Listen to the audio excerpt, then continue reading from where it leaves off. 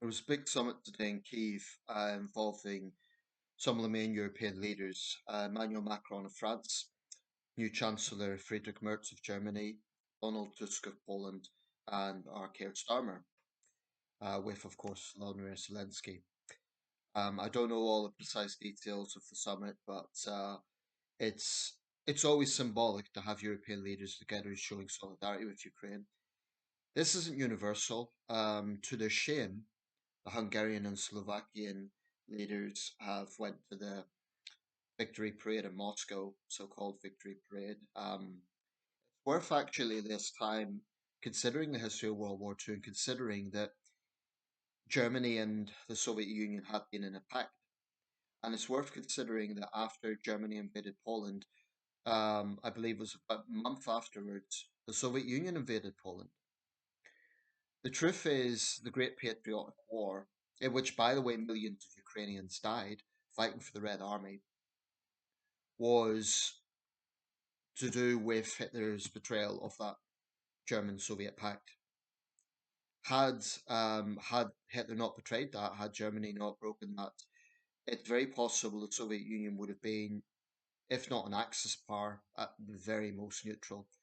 Um, so yes, by the way, history turned out the Soviet Union was a major Allied power, but it's important just to remember that this was not from an ideological opposition to fascism from the beginning. It was more to do with the realpolitik of the situation, Operation Barbarossa, and what Germany done there. I think it was one of the most reckless things Berlin done throughout the war, actually invading the Soviet Union. Hitler obviously never learned from Napoleon's mistake. Um, but you know, when Russian propagandists and Putin himself smear the Ukrainians, millions of Ukrainians died in that war fighting for the Red Army. And it's just such an insult to victim blame the way we've seen. 25 years since Putin's dominated Russian politics. There's no point really including that little tandem when Dmitry Medvedev was president, because I think it's clear now that Putin was pulling the strings. So effectively, he's been in control of Russia for a quarter of a century. As part of this, there was Russian state TV came into his apartment. He was showing his kitchen, his gym, etc. Apparently, he had a slight injury. He claimed that he'd done it whilst working out, attained the injury whilst working out. Among those leaders in Moscow, apart from Putin himself, is Xi Jinping. Lula da Silva of Brazil. Now, I I'm not at all impressed by his position on this. Lula's hostility to NATO is plain to see, but to actually go to the point of going to Moscow takes that step further. I don't think it's necessarily that the Brazilian people are pro-Russia. Brazil is a very diverse country. There will be Brazilians of Ukrainian heritage, certainly of European heritage. So I don't think that's necessarily an attitude among the general Brazilian population. But Lula da Silva has definitely, um, his position on this is disgraceful to pander to Putin the way he does, ostensibly because of his own animosity toward the NATO. But in any leader that panders to Putin is effectively given a green light Putin's aggression. They are sanctifying aggression against Ukrainian civilians. India, to a lesser extent. India, though, has had its own issues to deal with recently, of course, this big flare up with Pakistan. What I want to focus on is more domestically speaking. All those leaders, Macron, Merz, Starmer, and I imagine I haven't seen his social media, but I imagine Donald Tusk as well, have been posting pictures from today. The first thing to say about it is, yes, meetings are important. They're symbolic. They send out a message, but of course, what's practically happening on the ground is me a lot more important. Um, so there could be grand gestures, but the other big problem here is one country that really should be there isn't the United States. Unfortunately, we're now dealing with an American administration that just cannot be trusted. Macron, Starmer, etc., going to be diplomatic, but I think it's a deeply concerning thing for the Ukrainians and the West in general. The Trump is so unpredictable and not so untrustworthy when it comes to his dealings with Russia. True, in the last few weeks he's toughened his tone a little bit, but I just don't think um, Trump can be trusted when it comes to Russia. Now, on the domestic front, it's worth sort of thinking of social media impact. I I've always said we need to be a little bit cautious about taking things at face value. So, for instance, I was looking at the Prime Minister posted this on 10 Downing Street, pictures from today, and he mentioned Ukraine's security is our security. I'll get back to that in a minute, but I've done the maths on this. There's 458 likes and little heart emojis, i.e., supportive of the Prime Minister's stance. But disturbingly, there was also, I believe it was 374 laughing emojis and a number of angry emojis. Now, this wasn't angry emojis from images of Russian strikes on Ukrainian civilians. This was angry emojis, Western leaders supporting Zelensky. I find that very, very concerning. I done the maths on it, and there was a slight more, it weighed slightly more to being pro Starmer, but I just find that it really bothers me. It really bothers me because it makes me think we have Putin cheerleaders in our midst now. Some of those people might claim they don't support Putin, but when they come out with things like it's all a money laundering scam, um, they're tapping into Russian propaganda, and it honestly it makes my blood boil because I know people in the Ukrainian diaspora, um, and I just don't understand how anyone can defend anything that Russia has done. I think it's beneath contempt, beneath contempt. Now, some of this, a lot of this is probably for partisan reasons because people just don't like Starmer and the Labour Party. What I would say to that, if you're angry about the winter fuel bills, if you're angry about cuts to disability benefits, if you're angry about, let's say, the small boat situation, fine, be angry about those things. Criticize the Prime Minister, don't vote Labour. But for goodness sake, just don't act like useful idiots and attack the Prime Minister when he's doing the right thing. In that sense, there's another point to this. This idea that the Prime Minister of the United Kingdom shouldn't be making international trips. Do they seriously expect Starmer to stay at home all the time? A big part of his job is foreign policy. Now, of course, first and foremost, the British Prime Minister must be concerned about the UK, which is why Starmer has worked hard on those trade agreements recently. They're not perfect, but I just think that what I don't like is attacking politicians for partisan reasons and no other.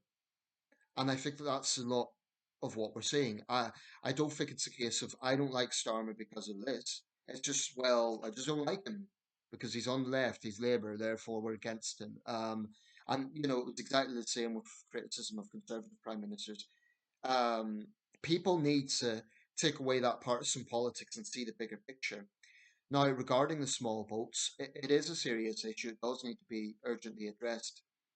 Um, Clearly there's people who are coming in this country who should not be in this country.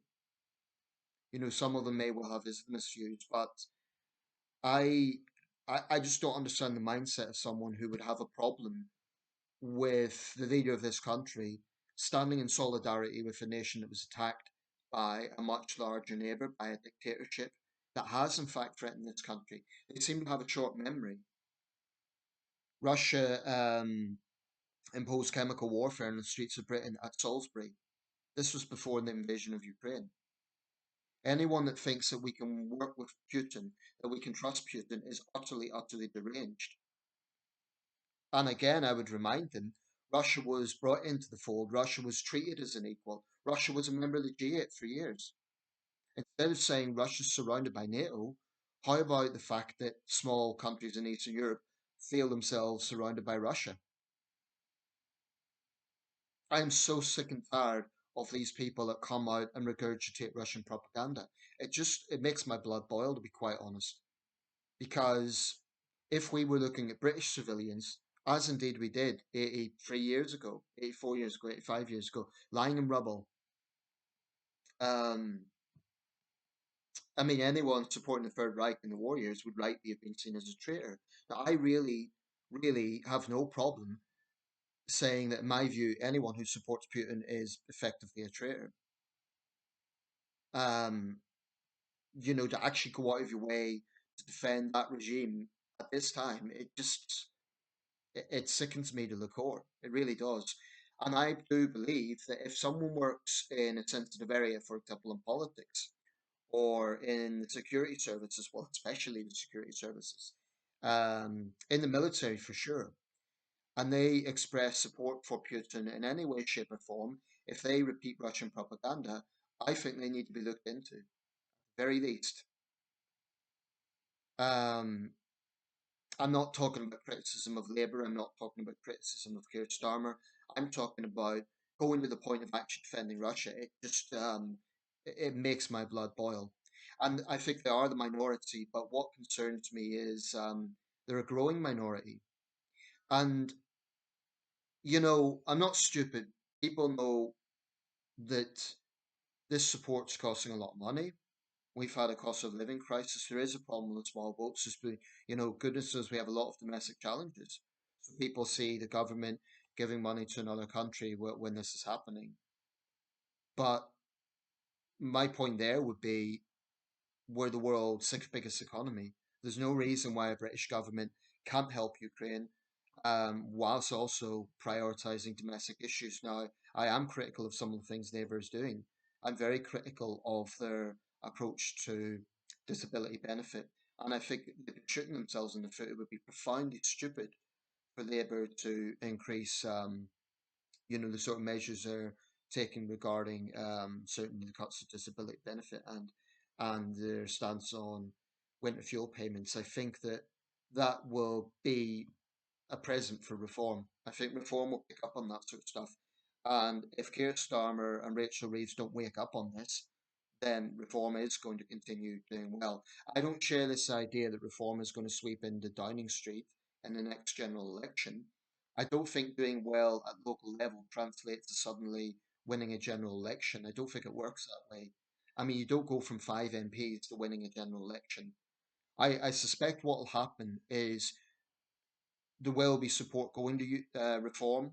I do think they'll pick up support, they'll grow as a party, and they probably will pick up a few more seats in the next election. But I just don't think it's. I think their success is exaggerated, and people forget the Liberal Democrats have also done very well in recent years. Why isn't the talk of the Dems are about to go into Downing Street? In terms of actual seat allocation, a better place to do it, and I don't think that will happen.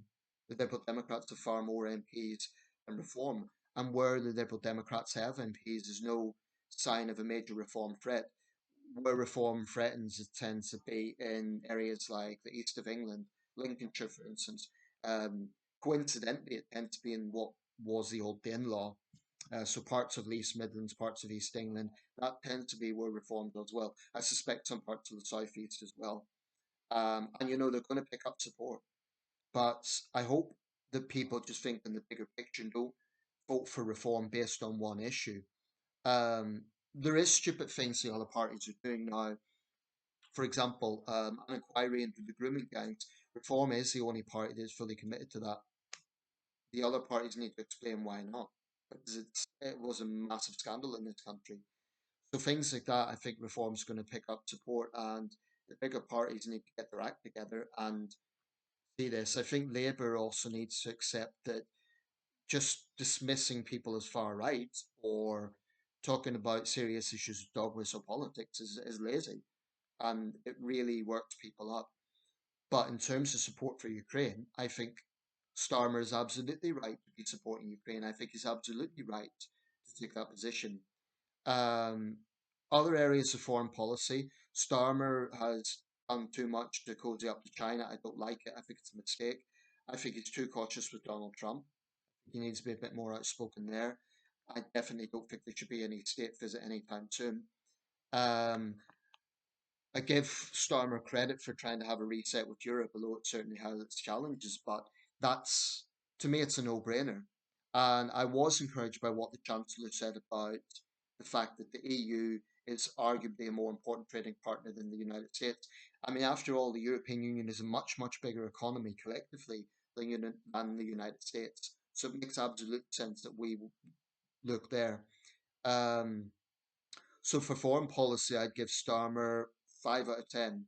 Strong points on Ukraine and trying to reset with Europe. Negative points on being too trusting of China, too close to China, and too cautious with Trump. That would be my take on Starmer's foreign policy. Domestically, I'm not impressed. I think there's a lot of areas where Labour could and should be doing a lot better. There was one law, before I forget this, that came in the other day that inmates who don't turn up to their sentencing will get extended sentence. That's a good thing, step in the right direction. But legislators across the board still need to be looking at things like dangerous driving, increasing the minimum tariff there. They're not doing that. Why not? You know, they need to explain that. The Sentencing Council has a lot to answer, but they need to explain that. To get back to the main point of my video, though, I think if there is a sapping of support for Ukraine, it may be that people are war weary, which is incredible because we haven't experienced war. It's the Ukrainians that are experiencing it. War is expensive. There is a lot of money going to Ukraine, but I just think it's disgusting the victim blame to suggest that Zelensky is money laundering. I mean, people talk as if he's going off on luxury yacht cruises with Western money, like he's living it up. This is a man who's physically aged because of this war. This is a man who, as far as I'm concerned, has done his level best to defend his country. Any leader in his position would be doing the same thing, trying to get international support. So victim blaming really, really disgusts me. Um, I'm not saying that Zelensky can't be criticised at all. I'm not saying that there won't sometimes be slight differences of opinion with the Ukrainians on what the best approach. But to go to the point of defending Putin, it just, I want, I seriously feel sickened. I just want to throw up. I personally know someone whose brother was tortured by the Russians. When he came out of captivity, he lost teeth, he had TB. I mean, the way Russians treat what they've done to Ukrainian journalists recently, a woman journalist, she had her eyes missing, she was dead, she had her brain missing, her eyes missing. This is ISIS level barbarism. That is what Russia is doing. So for people to, from the comfort of their homes in the UK, to be regurgitating Russian narratives, I just want to throw up. I mentioned some of the leaders at the victory parade in Moscow. There was also some celebrities. Steven Seagal, the American action star, very overrated actor in my opinion. But anyway, he was there because he's a Russian puppet. Um, if Trump wants to, take away people who have dual nationality, I hope that includes those worms like Steven Seagal who go over to Russia. I would strip Seagal of his American citizenship, let him stay there.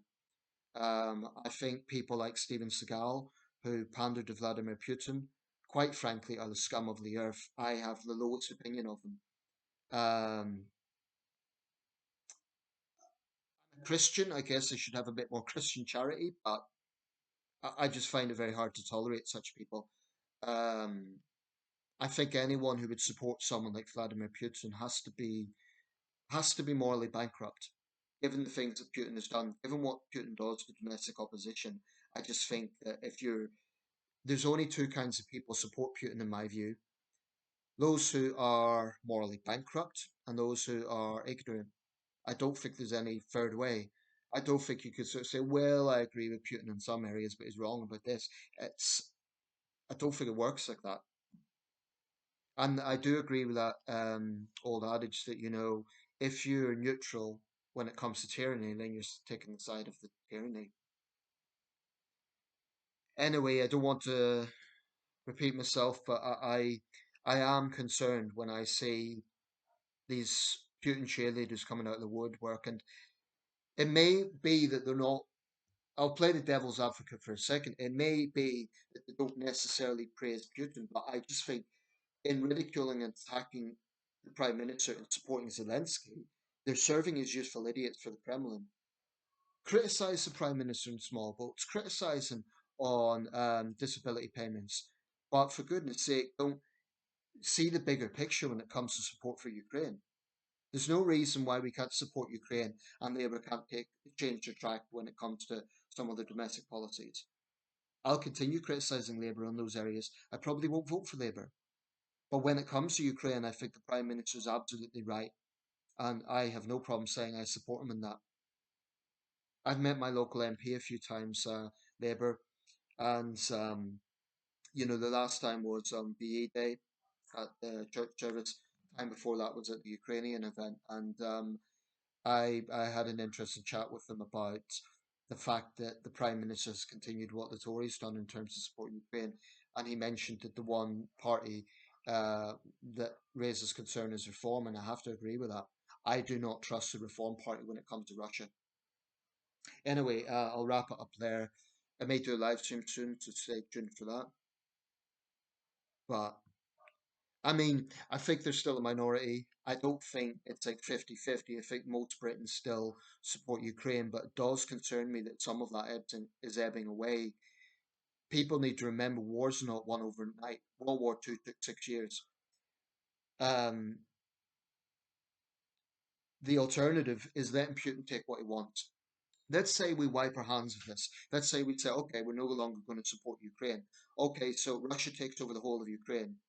Do you really think Putin's going to stop there? No, he'll look at the Baltic states. And I don't think Russia's going to invade Britain tomorrow. But for God's sake, people need to look at history.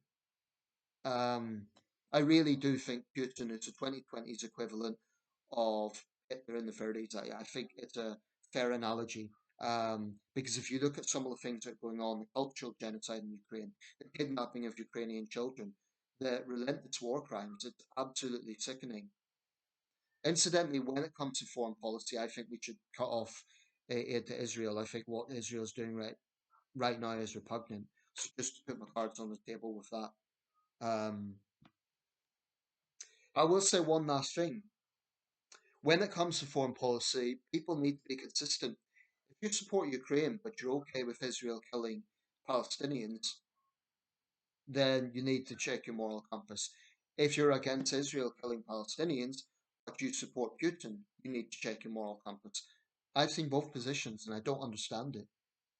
If you think that the murder of a Ukrainian civilian is wrong, then it should follow that the killing of a Palestinian civilian is wrong, or vice versa. We don't get to pick and choose what human rights we support. As it stands, I am 100% with Ukraine. I'm 100% against Russia. I am absolutely certain that what Israel is doing right now is going well beyond self defense. Um, so just put my cards on the table for that one. But on the 80th anniversary of the end of World War II in Europe, we really, really need to learn what's going on. Because today, in 2025, we again have war in Europe.